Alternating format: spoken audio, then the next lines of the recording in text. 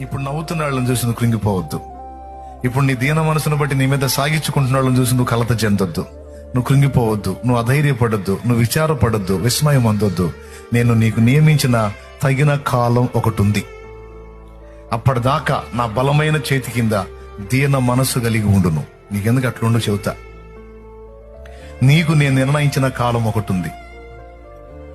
అది నేను నీకు తగిన కాలంగా డిసైడ్ చేశాను. ఆ కాలంలో ఆ కాలములో నేను నిన్ను హెచ్చించబోతున్నాను.